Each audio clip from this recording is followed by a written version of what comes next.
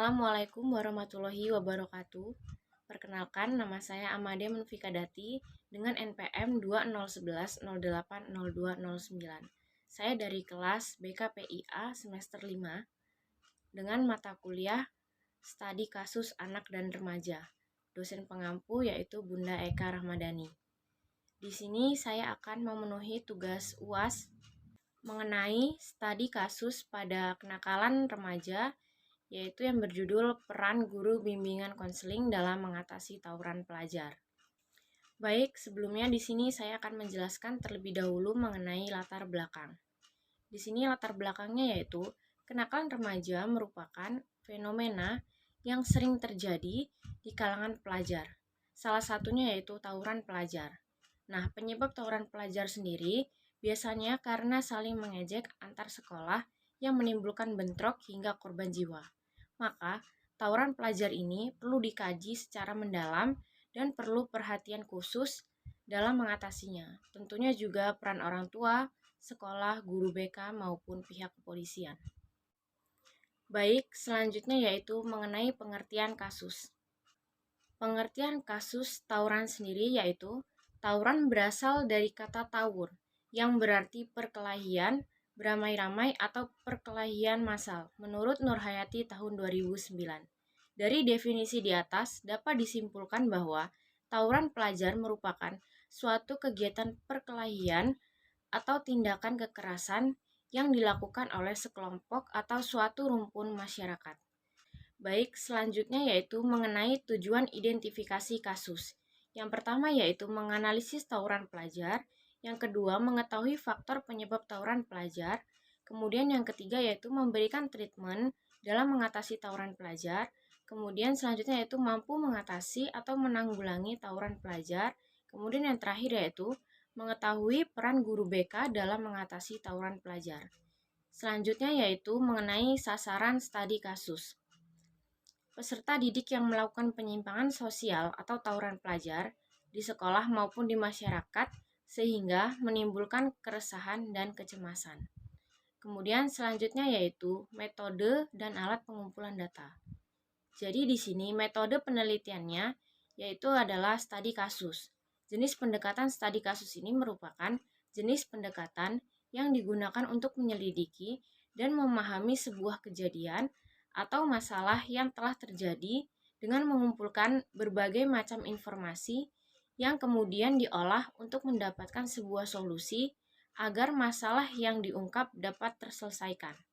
Kemudian, untuk teknik pengumpulan data yang digunakan dalam penelitian ini adalah studi kepustakaan atau library research, di mana studi kepustakaan yaitu kegiatan mengumpulkan data atau bahan-bahan yang berkaitan dengan penelitian melalui buku, jurnal ilmiah, literatur, dan publikasi lainnya yang dapat dijadikan sumber untuk penelitian yang akan diteliti penulis. Selanjutnya yaitu analisis. Tawuran merupakan suatu perkelahian atau tindak kekerasan yang dilakukan oleh sekelompok atau suatu rumpun masyarakat. Perilaku menyimpang ini biasanya diakibatkan oleh masalah sepele atau bisa saja disebabkan oleh hal-hal serius yang menjurus pada tindakan bentrok. Jenis penyimpangan tawuran pelajar di Indonesia berdasarkan jenis penyimpangannya itu yaitu penyimpangan negatif. Karena penyimpangan yang berkaitan dengan tawuran tersebut bertindak ke arah nilai-nilai sosial yang dianggap rendah dan selalu mengakibatkan hal-hal yang buruk. Menurut saya, penyimpangan tersebut penyimpangan sekunder jika hanya dilakukan sekali dan tidak menimbulkan korban. Namun, bisa juga menjadi penyimpangan primer jika dilakukan berulang-ulang sehingga menimbulkan korban. Teori yang bersangkutan mengenai tawuran pelajar itu ada 3, yaitu yang pertama adalah labeling. Artinya, pelajar akan melakukan tawuran karena sudah dicap buruk oleh masyarakat. Dengan demikian, karena sudah merasa terlanjur, maka akan dilakukan terus-menerus. Kemudian yang kedua yaitu teori konflik. Artinya perilaku menyimpang yang disebabkan oleh kelompok-kelompok yang berkuasa dan untuk mementingkan kepentingan sendiri. Akibatnya akan terjadi konflik karena kelompok lain merasa diremehkan di lingkungan sekolah sehingga dapat menimbulkan adu fisik. Kemudian yang ketiga yaitu teori pergaulan yang berbeda. Artinya di mana tawuran tersebut disebabkan oleh pergaulan yang salah karena pelajar akan terlibat tawuran jika terjerumus dan mengikuti temannya. Selanjutnya yaitu diagnosis. Penyebab terjadinya tawuran pelajar ada 4 faktor psikologis, yaitu yang pertama adalah faktor internal. Jadi remaja yang terlibat perkelahian biasanya kurang mampu melakukan adaptasi pada situasi lingkungan yang kompleks. Pada remaja yang sering berkelahi, ditemukan bahwa mereka mengalami konflik batin, mudah frustasi, memiliki emosi yang labil, tidak peka terhadap perasaan orang lain, dan memiliki perasaan rendah diri yang kuat. Mereka biasanya sangat membutuhkan pengakuan. Kemudian yang kedua yaitu faktor keluarga. Rumah tangga yang dipenuhi kekerasan atau dalam artian entah antar orang tua atau pada anaknya, jelas berdampak pada anak. Anak ketika meningkat remaja belajar melakukan kekerasan pula. Sebaliknya, orang tua yang terlalu melindungi anaknya ketika remaja akan tumbuh sebagai individu yang tidak mandiri dan tidak berani mengembangkan identitasnya yang unik. Selanjutnya yaitu faktor sekolah. Sekolah pertama-tama bukan dipandang sebagai lembaga yang harus mendidik siswanya menjadi sesuatu, tetapi sekolah terlebih dahulu harus dinilai dari kualitas pengajarannya. Karena itu, lingkungan sekolah yang tidak merangsang siswanya untuk belajar, atau misalnya suasana kelas yang monoton, peraturan yang tidak relevan dengan pengajaran, tidak adanya fasilitas praktikum, dan sebagainya, akan menyebabkan siswa lebih senang melakukan kegiatan di luar sekolah bersama teman-temannya. Kemudian faktor berikutnya yaitu faktor lingkungan. Lingkungan di antara rumah dan sekolah yang sehari-hari remaja alami juga membawa dampak terhadap munculnya perkelahian. Misalnya lingkungan rumah yang sempit dan kumuh, dan anggota lingkungan yang berperilaku buruk. Misalnya narkoba, tayangan kekerasan di TV yang hampir tiap hari disaksikan. Begitu pula sarana transportasi umum yang sering menomorsekiankan pelajar. Juga lingkungan kota yang penuh kekerasan seperti yang kita saksikan di tayangan Buser, sergap, patroli, dan lain-lain, semuanya itu dapat merangsang remaja untuk belajar sesuatu dari lingkungannya. Dan kemudian reaksi emosional yang berkembang mendukung untuk munculnya perilaku berkelahi. Selanjutnya yaitu prognosis. Langkah alternatif dalam mengatasi tawuran pelajar diantaranya yaitu yang pertama, harus dipahami bahwa tawuran merupakan perilaku yang tidak terpuji. Artinya, perlu adanya pendekatan psikologis selama mereka berada di sekolah.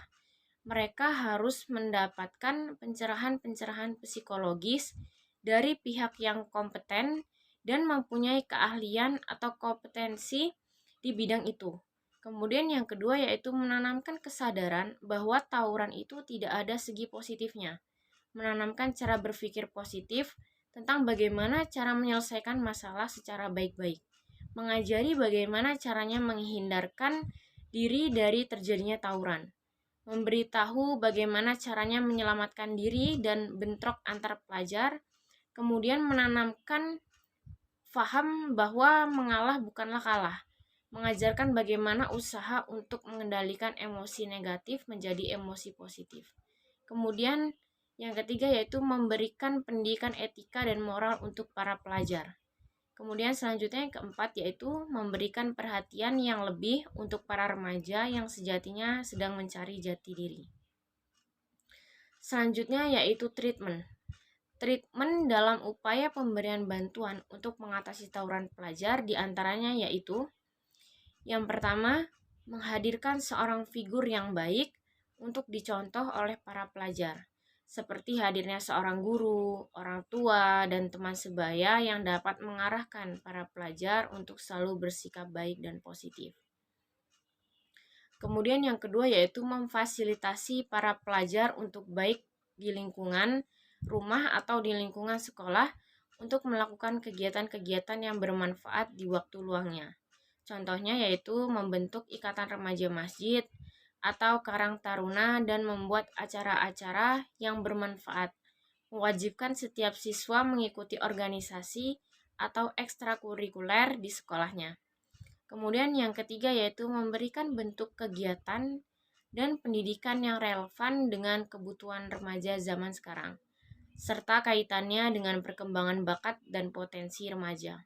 Kemudian selanjutnya, yang keempat yaitu aparat kepolisian sebagai kontrol sosial harus bertindak ataupun bergerak cepat dalam menangani kasus tawuran pelajar sebelum menimbulkan kerugian yang besar baik material maupun formil. Kemudian selanjutnya yang kelima yaitu aparat kepolisian juga berperan dalam penangkapan dan penyelidikan kepada pelaku tawuran pelajar. Penangkapan dilakukan di tempat kejadian kepada pelaku yang dianggap sebagai provokator. Penyidikan dilakukan untuk mengetahui motif tawuran, para pelaku, dan kronologi tawuran pelajar yang dilakukan. Kemudian selanjutnya yaitu follow up.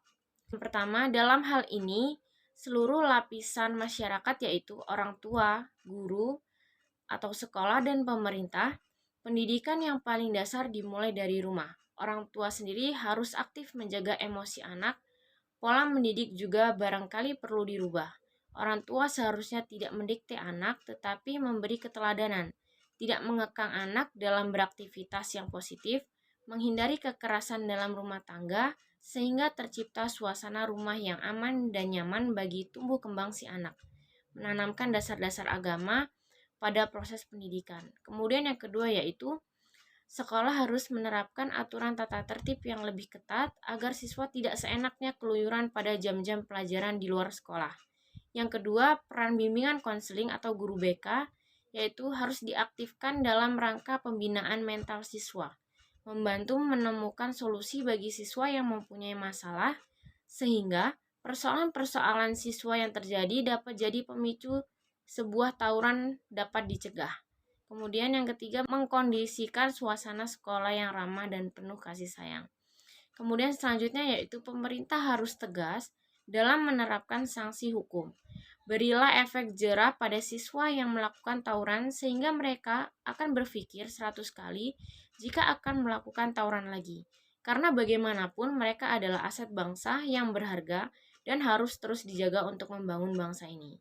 Selanjutnya itu perlunya meningkatkan kontrol diri terhadap remaja. Adapun salah satu usaha untuk meningkatkan kontrol diri adalah dengan bermuraqabah kepada Allah. Istilah muraqabah diterapkan pada konsentrasi penuh waspada dengan segenap jiwa, pikiran, dan imajinasi serta pemeriksaan yang hamba mengawasi dirinya sendiri dengan cermat.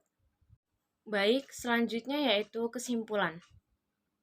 Kesimpulannya adalah ada 4 faktor psikologis mengapa seorang remaja terlibat perkelahian pelajar atau tawuran pelajar, yaitu yang pertama faktor internal, faktor keluarga, faktor sekolah, dan faktor lingkungan. Pendekatan psikologi sebagai alternatif untuk mencegah terjadinya tawuran. Antara lain, harus dipahami bahwa tawuran merupakan perilaku yang tidak terpuji, menanamkan kesadaran bahwa tawuran itu tidak ada segi positifnya. Kemudian memberikan pendidikan etika dan moral untuk para pelajar, memberikan bentuk kegiatan dan pendidikan yang relevan dengan kebutuhan remaja zaman sekarang, serta kaitannya dengan perkembangan bakat dan potensi remaja. Selain orang tua dan sekolah, dalam hal ini polisi mempunyai peranan penting dalam menindak para pelaku tawuran pelajar. Kemudian pengawasan dan peran guru BK dalam mengatasi tawuran pelajar yaitu harus diaktifkan dalam rangka pembinaan mental siswa, membantu menemukan solusi bagi siswa yang mempunyai masalah, sehingga persoalan-persoalan siswa yang tadinya dapat jadi pemicu sebuah tawuran dapat dicegah. Guru, orang tua, dan masyarakat tentu tidak mungkin hadir terus-menerus untuk memantau atau membimbing para remaja setiap saat. Ada suatu kontrol yang dapat digunakan untuk menurunkan agresivitas, khususnya emosi remaja yang meledak-ledak, yakni dengan kontrol diri. Kontrol diri diartikan sebagai kemampuan untuk menyusun, membimbing, mengatur, dan mengarahkan bentuk perilaku yang dapat membawa ke arah konsekuensi positif. Salah satu usaha untuk meningkatkan kontrol diri adalah dengan bermuraqabah kepada Allah Subhanahu wa taala. Sekian pemaparan materi yang dapat saya sampaikan. Kurang lebihnya saya mohon maaf. Saya akhiri. Wassalamualaikum warahmatullahi wabarakatuh.